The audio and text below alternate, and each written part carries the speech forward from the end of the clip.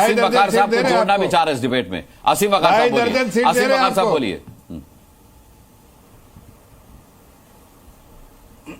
नहीं सर, बहुत शुक्रिया, आपका मौका दिया। और मैं गुजारिश ये करूंगा भाई, मैं किसी के बीच में बोलता नहीं हूं, सुनता सबकी हूं, गलत सही सब। डिबेट में सबको अपनी बात रखने का हक है, एक दूसरे की सुनिए। जफर भाई, आपसे भी गुजारिश है, सुन लीजिएगा। देखिए, बात यहां चली कि किसने किसको गाली दी। प्रधानमंत्री जी की माता को गाली देना बहुत बड़ा अपराध है, मैं इस बात को मानता हूं। और प्रधानमंत्री जी की माता जी सिर्फ प्रधानमंत्री जी की माता जी नहीं है, वो देश की माता है, हमारी भी माता है, आपकी भी माता है, उनका सम्मान होना चाहिए। मैं बर्दाश्त नहीं करूंगा कि मेरी माता को गाली बकी जाए, और मैं प्रधानमंत्री की माता को अपनी माता मानता हूं। और प्रधानमंत्री जी जो इस वक्त व्याकुल हैं, वो और होना चाहिए उनको। लेकिन बड़े अफसोस की बात यह हुई कि एक प्रधानमंत्री की माता पे अगर गाली गलौज होती है तो देश में पूरा एकदम उदंड हो गए लोग।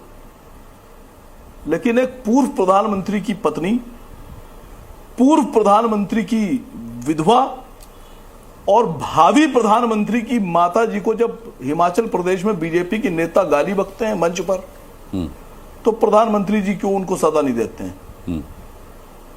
इसी टीवी की डिबेट में कांग्रेस के एक प्रवक्ता की मां के बारे में ऐसे शब्द इस्तेमाल किए गए कि कोई बेटा सुन ही नहीं सकता अपनी माता के बारे में।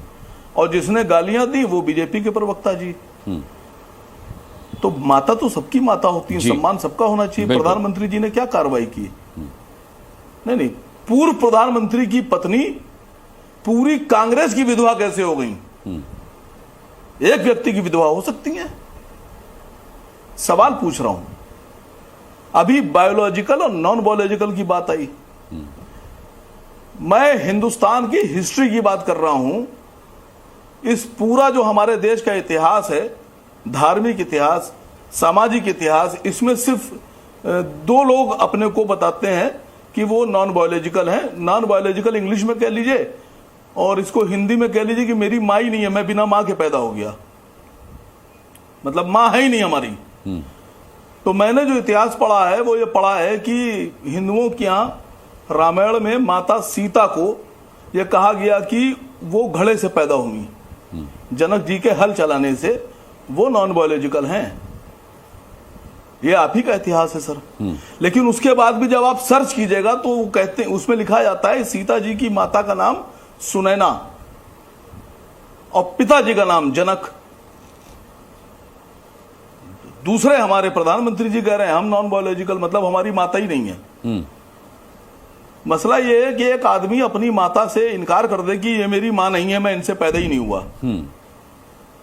ये एक मां के लिए बहुत दुख की बात है कि उसका बच्चा इनकार कर दे कि साहब हम अपनी मां को नहीं, अपनी मां से पैदा नहीं है। दूसरी बात मैं जफर इस्लाम साहब से पूछ रहा हूं कि साहब अगर आपके बड़े नेता हिमाचल प्रदेश के, मैं तो गाली भी नहीं बक पाऊंगा सर, वो आपकी टीवी पे आप काट देंगे, बीप लगा देंगे। नहीं, मैं आपसे उम्मीद भी नहीं करता कि आप गाली दें। सत्ती साहब ने बकी थी। नहीं, वो सत्ती साहब ने जो गाली बकी थी, मां की गाली, भावी प्रधानमंत्री भारत के उनको दी थी। क्या उसके लिए आप कार्रवाई करेंगे? क्या उसके लिए भी आपको इतनी ही तकलीफ थी? क्या राहुल गांधी जी की मां को आप अपनी मां मानते हैं? भाई हम तो मानते हैं प्रधानमंत्री की मां को अपनी मां।